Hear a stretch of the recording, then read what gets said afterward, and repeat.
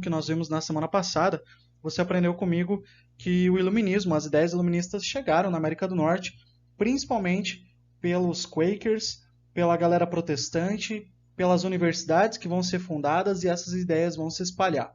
Na aula que vem a gente vai falar sobre a Declaração de Independência, que é a parte 2 dessa aula. Hoje a gente vai entender como é que começa esse processo que vai resultar então na independência em 1776.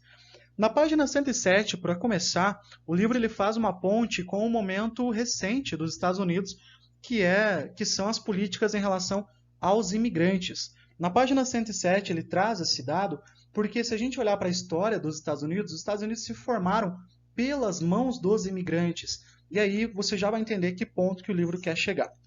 Bom, no primeiro parágrafo ele diz assim: os imigrantes estão presentes na história dos Estados Unidos desde a sua origem. O primeiro grupo foi de puritanos. Você viu lá no 7º ano sobre isso, aquelas pessoas que chegaram a bordo do navio Mayflower em 1620, conhecido como pais peregrinos, e que logo em seguida vão inventar lá o Thanksgiving Day, o Dia de Ação de Graças, e por aí vai. E aí na leva, né, no rastro dessa galera, dos protestantes, calvinistas, os peregrinos, vieram, além de ingleses, holandeses, suecos, alemães, irlandeses, franceses, todo mundo querendo formar uma nova vida. Já comentei com vocês, não é à toa que nós teremos a palavra novo em várias localidades nas 13 colônias. New Hampshire, New York, Nova Inglaterra, New Jersey, enfim. Você tem aí vários nomes que têm essa nova vida que eles queriam tentar ter na América do Norte, nas 13 colônias. Aí o segundo parágrafo fala que no século XVII, nessa época foram levados, além dos imigrantes europeus que chegaram, foram levados os primeiros africanos escravizados. A galera que vai trabalhar, por exemplo, no sul das 13 colônias, que você viu também comigo no ano passado, porque o sul das 13 colônias era agrícola, era escravocrata, era propício para a agricultura de algodão, tabaco e outros produtos, e aí então a agricultura sulista é marcada pela escravidão. Então mais aí uma etnia chegando em solo das 13 colônias. Isso tirando o fato dos indígenas que estavam lá também, mas o fato é que ele está falando da galera que chegou nesse território, de outros continentes. Aí o texto continua. No século XIX, uma nova onda migratória incentivada pelo governo dos Estados Unidos levou ao país alemães, italianos, irlandeses, chineses, latino-americanos, árabes e outros povos. Então, dá para olhar e não dá para negar que na história dos Estados Unidos você tem diversas levas de povos de vários locais do mundo migrando para essa região, ou forçadamente, como foi o caso dos escravizados, ou voluntariamente, como foi o caso aí da galera que chegou lá, alemães, irlandeses, italianos e outros, e até também teve uma leva incentivada pelo próprio governo no século XIX. E aí o texto continua falando que o incentivo à imigração por parte do governo dos Estados Unidos faz parte do passado. E na história recente, a história acaba se apresentando de uma outra forma e eu já vou falar sobre isso. Por que então que essa política de imigração a gente fala que é coisa do passado? O último parágrafo da página 107 e o primeiro da 108 vai falar então da história recente norte-americana. Diz assim: o incentivo à imigração faz parte do passado. Na última década, então a gente está no ano 2020, retrocede aí 10 anos, uma nova política migratória está sendo aplicada desde então, com o objetivo de reduzir a entrada de novos imigrantes, ou seja, a política de imigração ela está sendo mais restrita, mais rigorosa, principalmente para quem é latino-americano. Então, olhando no mapa ali, desde o México até o extremo sul do Chile, né? Toda a América do Sul, América Central e o México. Então, a galera que mora na América Latina, os Estados Unidos já têm uma política rígida de imigração em relação a eles, e também pessoas oriundas, né, que vieram de países muçulmanos. Não importa se é do Oriente Médio, se é da África, é de origem muçulmana, a política de imigração ela já fica um pouco mais rigorosa. E aí isso resultou em medidas de controle da imigração que acabam abrindo brecha, como você vê aí nessas reportagens de 2018, que foi um ano bem polêmico em relação a isso, perseguição, prisão e expulsão de várias pessoas do território estadunidense. E aí, na página 108, ele vai falar que no último presidente eleito em 2016, a política anti-imigratória tornou-se mais rigorosa, que aí chega nos casos aí de 2018, que eu já te falei, que você está vendo aí as reportagens. Os alvos principais são imigrantes em situação ilegal, ou seja, eu fui para lá de forma fora da lei, eu não estou na burocracia norte-americana, até porque ela está mais rigorosa, e aí a situação chega nesse extremo de pessoas, agentes do governo, começarem a separar pais e filhos menores de idade que entram ilegalmente no país, na fronteira entre Estados Unidos e México, como você viu nas reportagens, e isso eu só trouxe ali 3 exemplos. Então, o livro ele traz esse panorama que no passado os imigrantes eram bem-vindos. Hoje já existe uma política mais rigorosa em relação a isso. Bom, e esses imigrantes do século XVII, XVIII, eles vão se caracterizar pelos ambientes que eles estavam. Por exemplo, a galera das colônias do norte, que eram lugares mais frios, né, você tinha que achar uma outra forma de sobrevivência, porque a agricultura em grande escala, como foi feita no sul das 13 colônias, ela não foi propícia, não deu certo nas colônias do norte.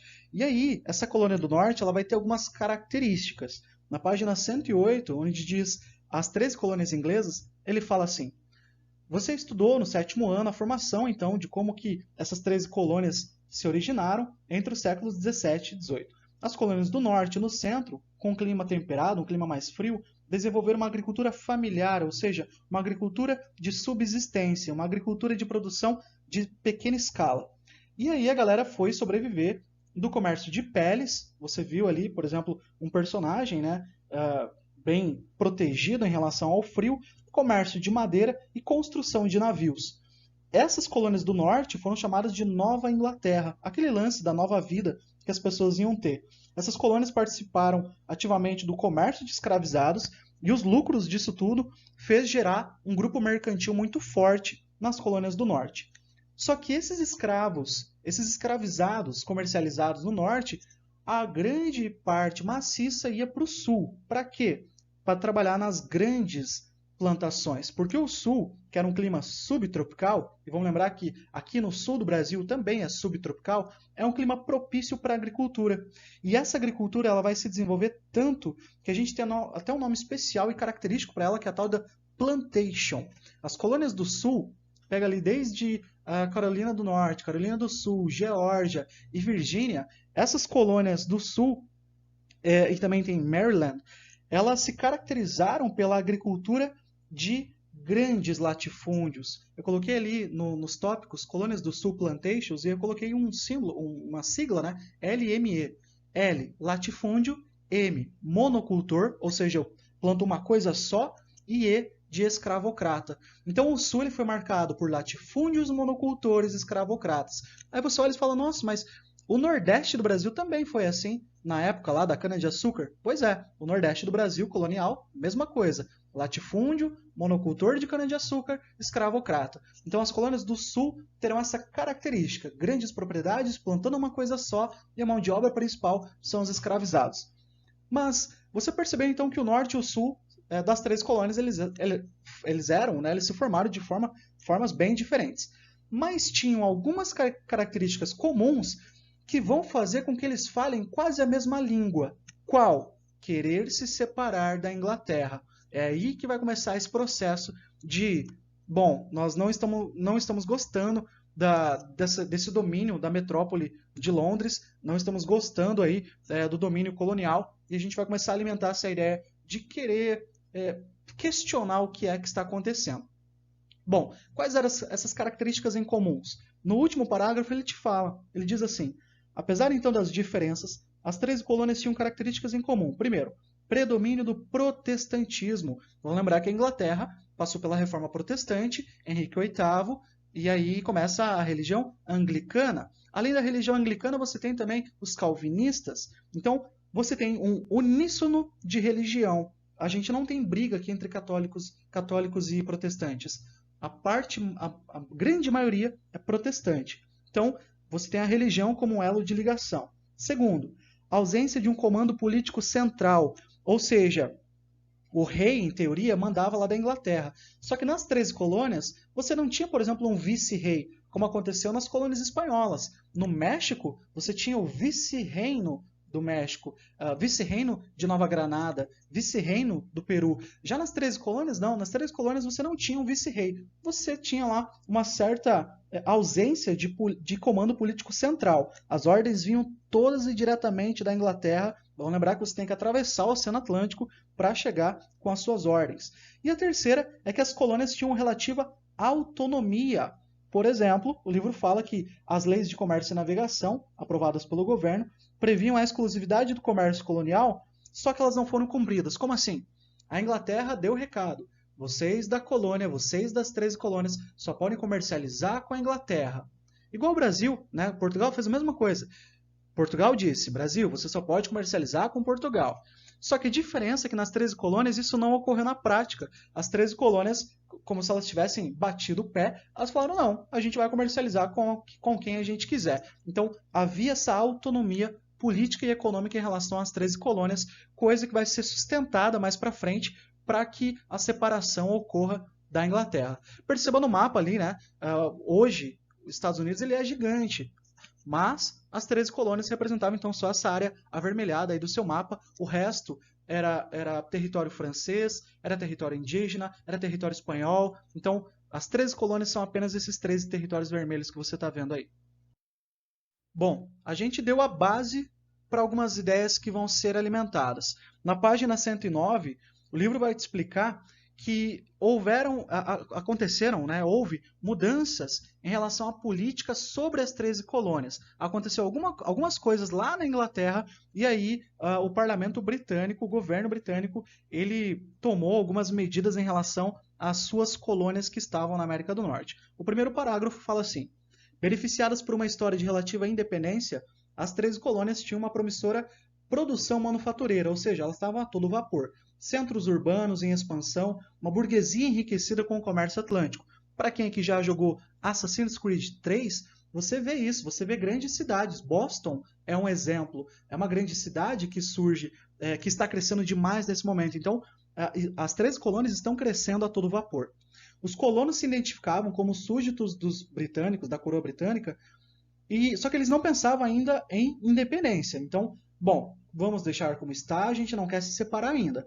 Porém, acontecerão algumas coisas, por exemplo, as revoluções inglesas, a Revolução Industrial, e tudo isso vai começar a entrar em choque, vai ter o iluminismo também, tudo isso vai entrar em choque com os interesses da elite britânica com aquele grupo mercantil das 13 colônias. Então, eu que estou nas 13 colônias e enriqueci demais, ou por escravidão, ou por comércio, ou por fabricação de navios, o meu interesse agora de colono bate de frente com o interesse do britânico que quer mandar e desmandar aqui nas 13 colônias. Então, perceba que agora você vai ter choque de interesses. É aqui que a fogueira começa a ser alimentada.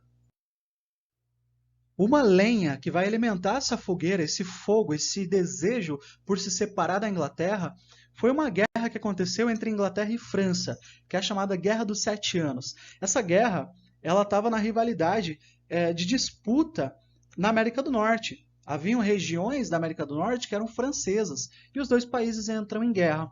A Inglaterra até ganha essa guerra, até se dá melhor do que a França, mas tem um problema. Guerra sempre custou e ainda custa muito caro. Então, se a Inglaterra passou por uma guerra, ela conseguiu uma hegemonia nas 13 colônias, ela dominou outros territórios na América do Norte, só que agora ela precisa tirar dinheiro de algum outro lugar. E aí, qual que é a solução, entre aspas, da Inglaterra? Bom, eu tenho as 13 colônias, sabe o que eu vou fazer? Eu vou aumentar os impostos sobre as 13 colônias, que são as leis que a gente vai trabalhar na aula que vem, que é a lei do açúcar, a lei do selo, a lei do chá, as leis intoleráveis, e tudo isso vai fazer com que a população fique muito insatisfeita. E aí esse desejo de se separar, ele vai aumentar bastante. Então, o segundo parágrafo ele fala dessa guerra dos 7 anos, ele fala que esse conflito é muito custoso para a Inglaterra, custa muito, e aí, para compensar esses prejuízos, a Inglaterra vai começar a pressionar, a espremer mais ainda os colonos que estavam lá nas 13 colônias da América do Norte. E, por último, no último parágrafo ele fala também de mais uma coisa que acontece. Para a Inglaterra ter o poder absoluto sobre as 13 colônias, eles começam a enviar milhares de soldados ingleses. Então, imagina você que está nas 13 colônias, eu estou colocando um monte de leis sobre vocês, você está cheio de impostos para pagar, e sem contar que está cheio de soldado nas ruas. Então, os colonos eles começam a perceber, a Inglaterra está pisando demais aqui nas 13 colônias, o poder do rei está querendo diminuir a nossa autonomia. E aí você já pode imaginar que os colonos vão alimentar essa insatisfação em relação à Inglaterra, e isso vai acabar resultando aí numa guerra, que é a Guerra de Independência, mas tudo isso eu vou trabalhar na aula que vem. Resumindo então, para acabar nossa aula, você viu na primeira parte que os Estados Unidos eles foram formados por imigrantes, só que atualmente a política em relação à imigração ela é bastante rígida com latino-americanos e pessoas muçulmanas de origem de países muçulmanos. E você viu também que as 13 colônias tinham características diferentes, mas as características comuns, como por exemplo, protestantismo, ausência de um comando político central, relativa à autonomia, tudo isso vai ter um certo tempero de uníssono, e aí isso vai ser alimentado a partir do momento que a Inglaterra, na página 109, começa a pressionar mais essas 13 colônias, começa a colocar uma série de impostos que a gente vai trabalhar na aula que vem, e também enche de soldado as 13 colônias da América do Norte. E tudo isso vai resultar na semana que vem, então, que a gente vai trabalhar em 4 de julho de 1776, que é a independência dos Estados Unidos da América, e aí isso é assunto para um próximo momento. É isso por hoje. Eu espero que você tenha gostado e entendido. Muito obrigado pela atenção e diga tchau. Das 13 colônias. A gente falou também que a Guerra dos 7 Anos que aconteceu entre França e Inglaterra vai mudar o comportamento inglês, fazendo com que eles aumentem a pressão sobre as 13 colônias. E também falamos que as colônias do norte, do centro e do sul tinham características semelhantes, mas também características diferentes. Como, por exemplo, o norte e o centro eram desenvolvidos mais com uma técnica de agricultura familiar, já o sul era plantation, latifúndios monocultores com mão de obra escrava. Na aula de hoje, a gente vai ver a parte principal desse tema, que é o rompimento das 13 colônias com a Inglaterra, ou seja, o nascimento dos 13 Estados Unidos da América, que depois vai mudar para Estados Unidos da América. Então, a gente tem na página 110 e 111 esse momento de rompimento. O que levou esse rompimento? Várias leis que a Inglaterra vai colocar em cima, vários controles que a Inglaterra vai fazer em cima das 13 colônias, e na página 110 tem algumas dessas leis. Objetivo? Arrecadar mais dinheiro para que a Inglaterra se beneficiasse, usufruísse, explorasse mais as suas colônias logo após o término aí da Guerra dos 7 Anos que ela teve contra a França, que a Inglaterra ganhou, mas mesmo assim saiu um pouco debilitada. Então, o primeiro parágrafo da 110 diz assim: o sentimento de insatisfação dos colonos em relação à metrópole cresceu muito conforme a Inglaterra tomava medidas buscando intensificar e fazer cumprir as práticas mercantilistas. Ou seja, a galera das 13 colônias começou a ficar insatisfeita, o descontentamento ele vai crescendo conforme a Inglaterra vai pressionando mais ainda as 13 colônias lá na América do Norte. A primeira que ele traz ali é a Lei do Açúcar, 1764, diz assim: impôs o pagamento de tarifas alfandegárias sobre a importação de melaço, vinho, café, seda e linho. Ou seja, imagine que você está morando nas 13 colônias e você importava de outro lugar, importava de qualquer... geralmente eles pediam para importar da Inglaterra, mas isso não aconteceu 100% das vezes. Você compra de fora melaço, vinho, café, seda e linho. Além do preço que você está pagando, você vai pagar um preço também, uma taxa de importação. Então, a galera recebe essa lei, a lei terá que ser cumprida, o pessoal já fica meio assim, né? Poxa, produtos que a gente consome aí quase todo dia serão sobretaxados. No ano seguinte, mais uma lei, a lei do selo, falava o seguinte: imposto sobre documentos legais e textos impressos, tipo jornais, panfletos. Essa galera que fazia isso tinha que colocar um selo real do governo, comprovando a sua autorização autorização da coroa para sua circulação. De novo, imagine que você é um cara que mora, ou uma mulher que mora nas 13 colônias. Você era dono de um jornal. O seu jornal teria que ter o selo real colocado sobre ele, que isso significaria que a coroa estaria autorizando você a circular esse jornal. Caso contrário, esse jornal seria pego e seria confiscado.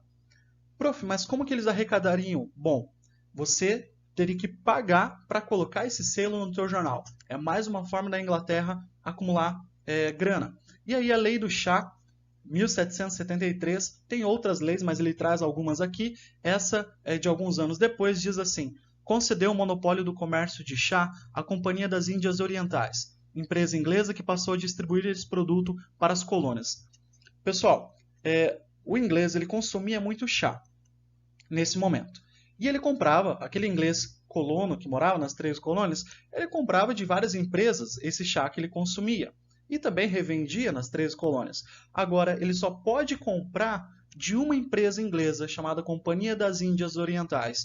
Então, esse comércio feito, ele foi monopolizado. Você só pode comercializar com essa empresa inglesa e ponto, acabou. Então, essa galera já começa a ficar mais insatisfeita ainda. E aí o texto termina ali falando que, antes disso, os colonos podiam comercializar o produto do mercado interno no mercado interno colonial. Eu compro de você, você vende para o outro, agora não. Agora a gente tem que obedecer e comprar apenas dessa empresa inglesa.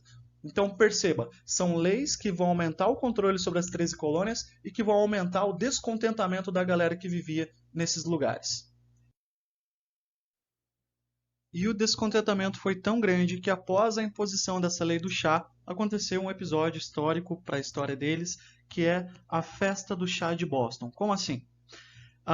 Em resposta à nova lei, a lei do chá, né, que eles só poderiam comprar lá da Companhia das Índias Orientais, uma galera que morava nas 3 colônias, os colonos, né, descendentes dos ingleses, ou propriamente ingleses, disfarçados de indígenas, lançaram ao mar o carregamento de chá de 3 navios ingleses atracados no porto de Boston. Então eles foram até esse porto, se disfarçaram, pegaram os produtos, né, toda a quantidade de chá que tinha nesses navios, o carregamento, e jogaram no mar.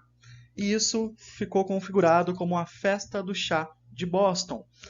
Isso era uma resposta clara à metrópole inglesa, falando o seguinte: olha, a gente não está contente, a gente está boicotando aí os seus produtos, jogamos fora esse carregamento de chá da Companhia das Índias Orientais para mostrar o nosso descontentamento. Em resposta a isso, a Inglaterra pressionou mais ainda. Em 74, um ano depois, o parlamento britânico, buscando punir essa galera que fez isso, aprovou o que eles chamaram de leis intoleráveis. Primeiro, a gente vai fechar o porto de Boston até esses colonos indenizarem a metrópole pelo prejuízo. Então, todo o carregamento de chá que vocês jogaram fora desses 3 navios, até vocês não pagarem isso, o porto vai ficar fechado. Vocês não vão poder comercializar com ninguém. E segundo, tem uma galera aí que está querendo criar algumas revoltas. A gente vai ocupar as 13 colônias com mais tropas reais. A gente vai encher, por exemplo, a colônia de Massachusetts de militares ingleses, militares da coroa britânica. Ou seja, os colonos tiveram uma resposta, que foi a Festa do Chá de Boston, e em resposta a essa resposta, em resposta ao que os colonos fizeram, a Inglaterra apertou ainda mais. É aí que o descontentamento vai ficar ainda maior. Aqui que agora começa o momento em que eles vão chegar no ponto final de rompimento com a Inglaterra. No mesmo ano das leis intoleráveis, do fechamento do porto de Boston e da colônia de Massachusetts sendo ocupada por tropas reais, eles vão fazer um congresso chamado de Primeiro Congresso Continental da Filadélfia, uma reunião. E o que eles fizeram nessa reunião? Bom, o negócio está feio. A Inglaterra está aumentando o controle sobre a gente. Vamos fazer o seguinte, vamos boicotar os produtos ingleses. Como assim? Não vamos comprá-los, não vamos dar dinheiro para a coroa britânica. Então, isso foi feito, foi elaborado e foi concluído no primeiro congresso. Só que eles não falaram ainda de rompimento, eles não até cogitaram a ideia, mas não, por enquanto a gente pelo menos não vai comprar as coisas da Inglaterra. O rompimento definitivo viria no ano seguinte, quando começa então o segundo Congresso Continental da Filadélfia.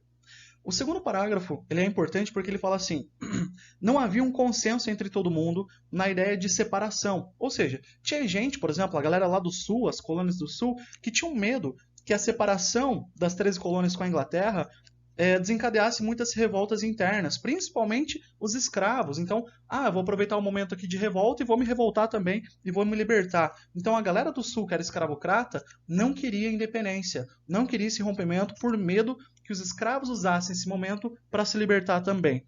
E aí, aquela ideia de liberdade, de lutar por aquilo que quer, então isso tudo vai fazer as colônias do sul tremer um pouco na base. Mesmo assim, no terceiro parágrafo ele fala que, no final, o iluminismo influenciando isso, a metrópole aumentando esse descontentamento aí nas 13 colônias, uniu a galera, as lideranças dessas 13 colônias, e eles fizeram então o segundo Congresso Continental da Filadélfia, em 1775, e eles votaram. Votaram pelo quê? Pela separação da Inglaterra. E aí eles vão começar a redigir, a escrever uma declaração de independência. Como assim? Avisa a Inglaterra que nós não somos mais domínio colonial inglês. E claro, né, gente, a Inglaterra não vai aceitar isso de bom grado, mas eu já vou falar sobre isso. E aí, o quarto parágrafo vai falar desse documento, a Declaração de Independência das 13 Colônias. Então perceba, desde 1764 com a Lei do Açúcar, depois 65 com a Lei do Selo, depois 73 com a Lei do Chá e 74 com as leis intoleráveis, o descontentamento ficou tão grande que em 74 e em 75 eles vão fazer esses congressos da Filadélfia. O primeiro era para boicotar o produto inglês, o segundo era definitivo o rompimento. A independência mesmo vai acontecer em 76, que é quando eles escrevem e eles aprovam a Declaração de Independência, que a gente vai falar agora. Ainda na página 111, ele fala sobre esse documento. O quarto parágrafo diz assim: o documento foi inspirado no Iluminismo, então o Iluminismo e a independência dos Estados Unidos tem tudo a ver uma coisa com a outra, e esse documento foi aprovado em 4 de julho de 1776, que seria então a data da independência deles. Data que foi adotada para celebrar então esse momento. E aí ele traz um trechinho desse documento, diz assim, abre aspas: consideramos estas verdades como evidentes por si mesmas, que todos os homens são criados iguais, ideia iluminista, né? Dotadas pelo Criador de certos direitos inalienáveis, ou seja, que nasce contigo, que entre estes estão a vida, a liberdade e a procura da felicidade, que, a fim de assegurar esses direitos, governos são instituídos entre os homens, derivando seus justos poderes de consentimento dos governados, que, sempre que qualquer forma de governo se torne destrutiva de tais fins, cabe ao povo o direito de alterá-la ou aboli-la, de novo, ideias iluministas, e instituir um novo governo, baseando em tais princípios e organizando-lhe os poderes pela forma que lhe pareça mais conveniente para realizar-lhe a segurança e a felicidade. Então, a Declaração de Independência, redigida, por exemplo, por Thomas Jefferson, Benjamin Franklin, George Washington, essa galera que vai redigir essa declaração, eles vão escrever essa carta, esse documento, baseado nas ideias iluministas de liberdade, igualdade e fraternidade. Só que a gente vai ver no próximo slide que isso não cabia a todo mundo, né? A galera escravizada, a galera indígena, as mulheres, elas não foram incluídas nesse processo. Então foi aquela liberdade seletiva, aquela igualdade seletiva e aquela fraternidade seletiva. Mas que virou aí pontapé para, né, uma série de mudanças na América, uma série de lutas por esses princípios de igualdade, liberdade e fraternidade. Ainda na página 111, debaixo ali do que o livro trouxe, entre aspas, né, um pedaço do documento da declaração, ele vai falar sobre a guerra que aconteceu entre Estados Unidos, agora, né, as 13 colônias se separaram, e a Inglaterra. Essa guerra ela vai perdurar até 1783, então ela começa em 76, 77 e se arrasta até 83, essa guerra pela independência, porque a Inglaterra não queria soltar, só que chega um momento que a coroa britânica reconhece a independência, viu que seria melhor resolver isso de forma pacífica, por acordo econômico ou político, e cessar essa guerra então. Então a guerra termina em 83 e a independência das 13 colônias é reconhecida. Os Estados Unidos da América é colocado como uma nação soberana, um país como a Inglaterra era. Só que tem um detalhe, o último parágrafo na página 111, ele fala da realidade social, lá na parte direita do teu livro físico, fala que a realidade social do país que nasceu em 76, ele colocou algumas contradições em cima da mesa. Como assim? Bom, a Declaração de Independência fala de liberdade, fala de igualdade, fala do direito à vida, fala do direito à propriedade. Só tem um detalhe: essa Declaração da Independência não incluía os indígenas que moravam lá, Sioux, Apaches e outros. Não incluía também a galera escravizada, já que a escravidão ela vai ser abolida apenas em 1863. Ou seja, quase 100 anos depois da Declaração de Independência é que eles vão fazer a abolição da escravidão. E as mulheres só vão ter direito ao voto lá por 1920, 1930, século XX. Tá? Então, isso expôs uma contradição que na Declaração de Independência todo mundo é igual perante a lei, só que esse igual seria qualquer pessoa que não fosse o negro escravizado, que não fosse o indígena, Sioux e Apache, ou que fossem as mulheres. Então, essa realidade social é o outro lado da moeda que se apresentou aí no finalzinho do século XVIII.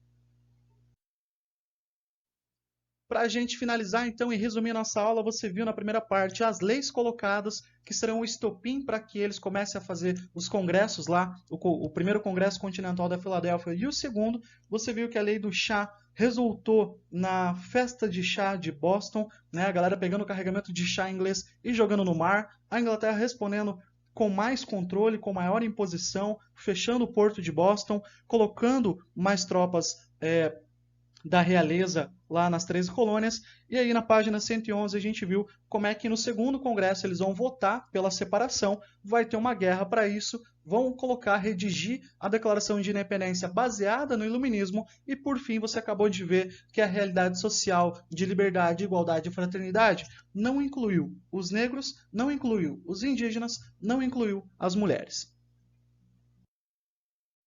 É isso por hoje. Eu espero que você tenha gostado e entendido. Muito obrigado pela atenção e diga tchau.